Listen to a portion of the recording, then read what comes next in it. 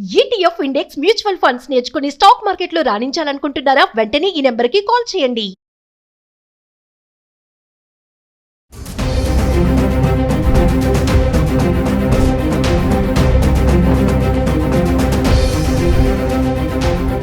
నమస్తే, welcome back to Suman TV. Present మనతో పాటు ఉన్నారు TEDx speaker, legendary award winner in real estate, realtor oxygen founder and CEO doctor Nandi Rameshwar Rao గారు.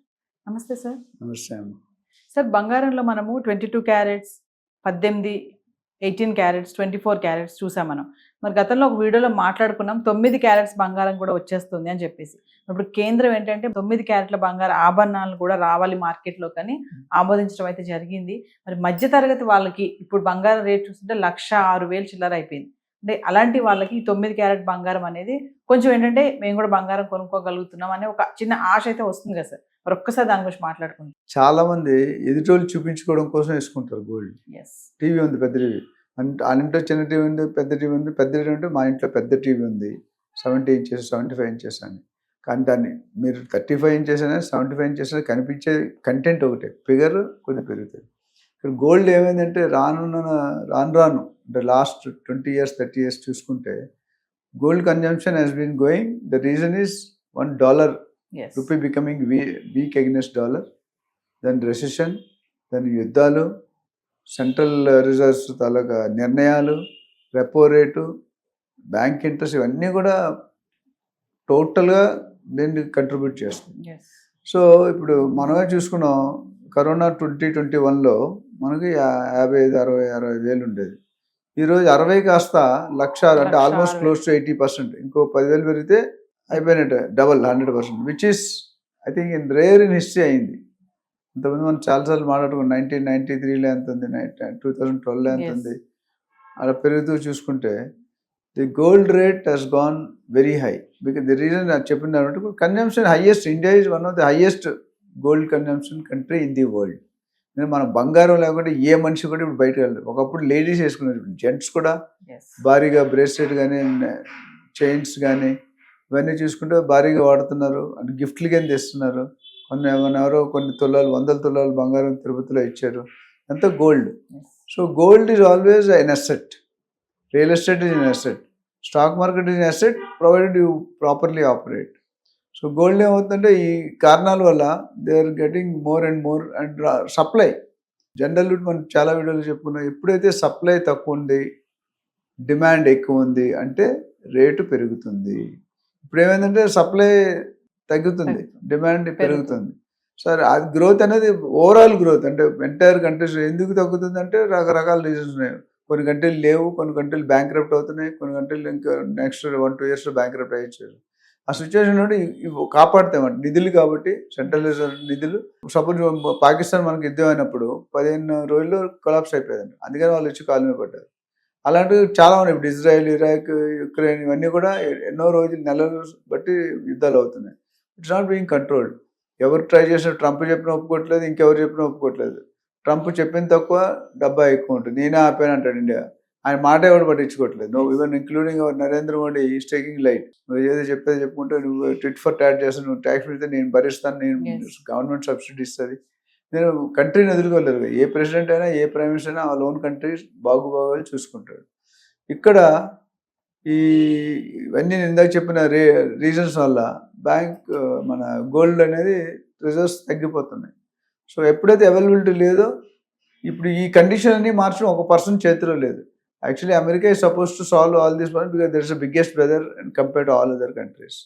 But he himself is taking his, as a government, American citizens are not happy. Some of the American citizens are not happy with some decision. Yes. Buyout అనే scheme పెట్టి 8 నెలలు salary ఇస్తాం, మీరు వెళ్ళిపోతే తీసుకొని 8 నెలలు ఇస్తాం, లేదా టెర్మినేట్ చేసి 1 నెల కూడా ఇవ్వన్నాడు. అలా పేక మీద కదిపెట్టి నువ్వు బతుకుతావలసి వస్తావంటే, లేదు సార్ బతుకుతాను, నేను 8 నెలలు తీసుకొని వెళ్ళిపోతాను. వాళ్ళ ఉద్యోగాలు పోయినట్టే కదా. అండ్ వాళ్ళ ఉద్యోగాలు భర్తీ చేయాలంటే బయట వాళ్ళు ఎవరైనా తీసుకోవాలంటే వాళ్ళు డబ్బులు పే చేయాలి కదా. ఇండియాని కూడా చాలా ఈ ఇమిగ్రేషన్ ప్రాసెస్ అన్నింటిలో ఉన్న ఇండియా వల్ల వాళ్ళకి బెనిఫిట్. ఇండియా కానీ చైనా వల్ల వాళ్ళకి బెనిఫిట్. కరెక్ట్గా ఇమిగ్రేట్ క్వాలిఫైడ్ కాకపోతే అది డిఫరెంట్. బట్ క్వాలిఫైడ్ పర్సన్ ఉండాలంటే ఆల్వేస్ లాస్ట్ అమెరికా 80% మనం తక్కువలో చేస్తాం. వాళ్ళు $50 per 1 hour తీసుకుంటే అమెరికన్స్, మనం $10కే పని చేస్తాం. ఇండియాలో ప్లస్ మన ఐక్యూ లెవెల్స్ ఎక్కువ ఉంటాయి, మన కమిట్మెంట్ ఎక్కువ ఉంటుంది. ఎస్ నేను చాలాసార్లు చెప్పాను, every 4th engineer is from America, is from India. Every 4th engineer from India is from south.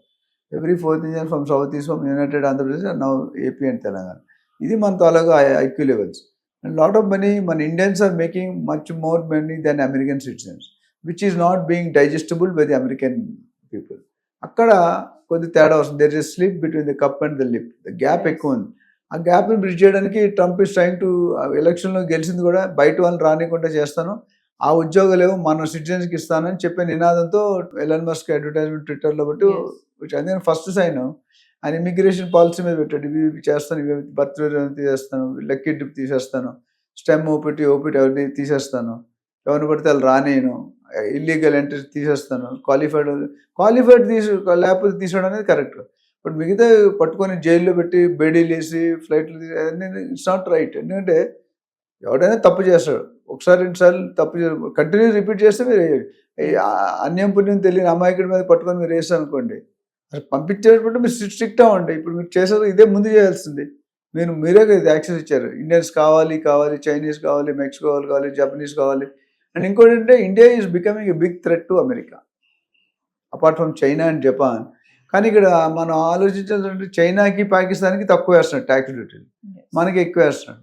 So ఇది కూడా ఈ ఇంపాక్ట్ తారీఫ్ 25%, 50%. ఈ తారీఫ్ వల్ల కూడా ట్రంప్ తీసుకున్న నిర్ణయాలు కూడా కొన్ని కన్జంప్షన్లు పడిపోతాయి. ఎందుకంటే కొనేవాడు కొండు.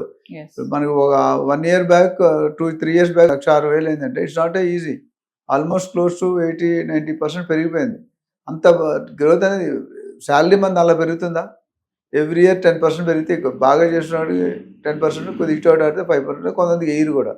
అంటే మరి 2-3 సంవత్సరాలు డబుల్ అవుతుందంటే ఇట్స్ నాట్ బేరబుల్. అక్కడ కన్జంప్షన్లో తేడా వస్తుంది.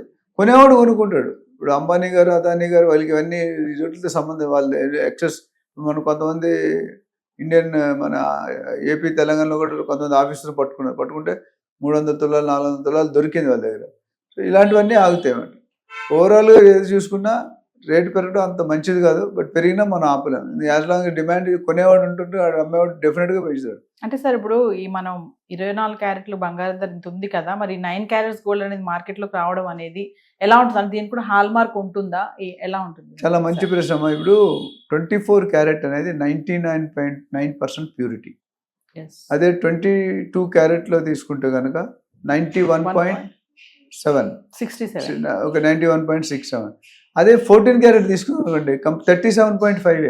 అంటే ప్యూరిటీ ఆఫ్ గోల్డ్. ఇక్కడంటే సామాన్య ప్రజలు కొనుక్కోవాలి, వాళ్ళు కూడా నాకు గోల్డ్ కొనుక్కోలేకపోతున్నాను, నేను ఇబ్బంది పడుతున్నాను అనేవాళ్ళు ఇప్పుడు మెడల్ వేసుకున్న తర్వాత 22 or 24 or 14 తెలియదు, గోల్డే.